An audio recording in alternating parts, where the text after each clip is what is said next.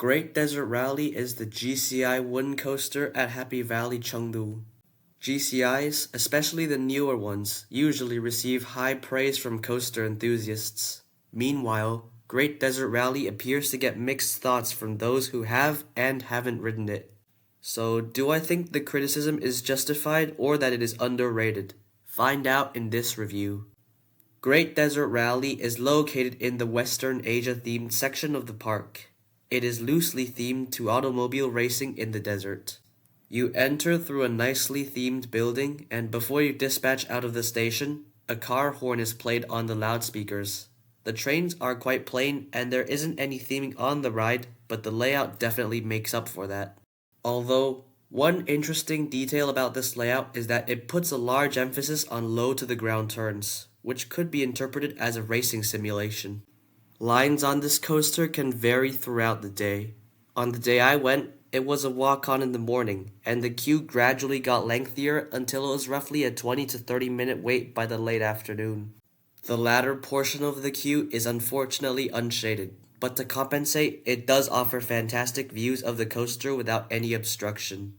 Like many Chinese coasters, Great Desert Rally has less than ideal operations. On the day I went, they only ran one train with slow dispatches. Before opening the air gates, they also make you do some warm-up stretches, which further slow down the operations. This ride uses GCI's Millennium Flyer trains, with a shared seatbelt for each row and a T-bar restraint. I find these trains very freeing and comfortable as they allow you to fully feel this ride's airtime and lateral moments. Even after almost a decade of operation, I am happy to report that Great Desert Rally is still quite smooth. Some of the low turns and valleys have a slight rattle, but it does not cause any discomfort, and even adds to the ride's out-of-control feel in my opinion. Great Desert Rally begins with a turn out of the station, which has some decent laterals. Then, you climb a 100-foot or 30-meter tall lift hill. At the top, you go around an unbanked turn, which gives some good laterals. This leads into a straight first drop, which gives great sustained floater airtime in the back row. The following valley turns to the right, so it has more nice laterals for everyone. This leads into a large curving hill. The front gets sustained floater airtime entering the hill.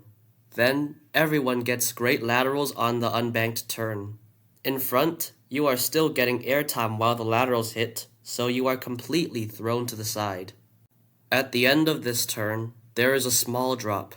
It doesn't go all the way to ground level, but it still gives a very abrupt ejector pop in the back.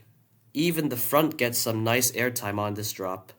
The following ascent is also a very sharp one, so it gives a very abrupt pop of ejector airtime in the front and still a good burst of airtime in the back. The subsequent turnaround has some decent laterals.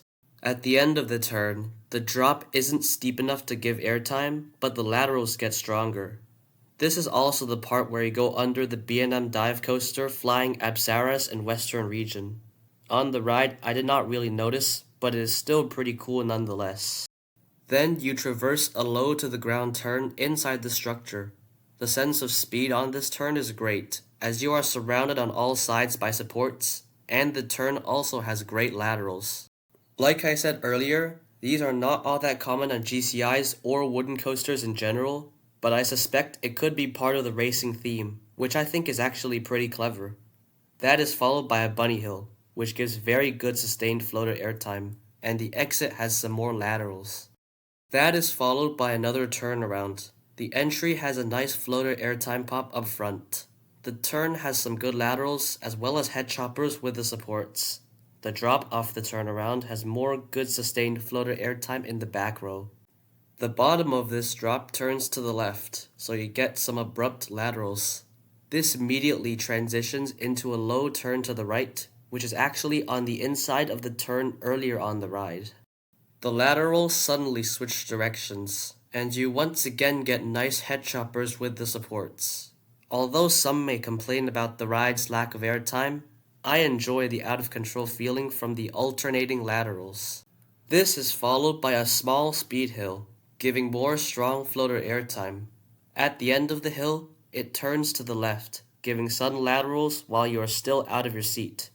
Here, you once again ride underneath flying Apsaras in Western region. This leads into a highly banked turn, which doesn't have that much force.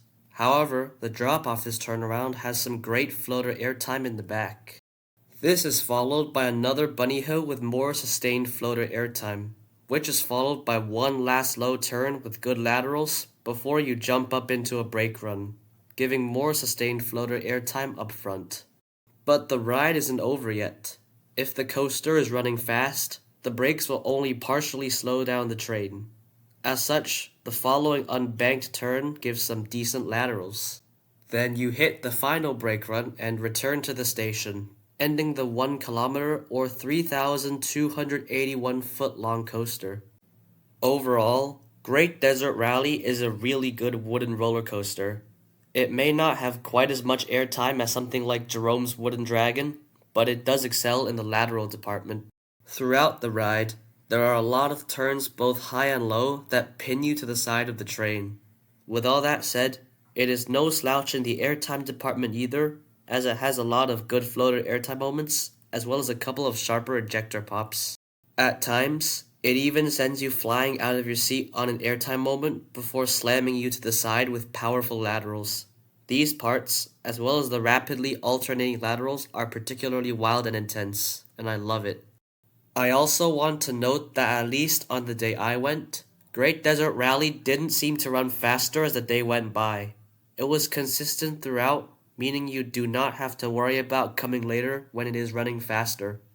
Unfortunately, you will probably be unable to get night rides on this coaster.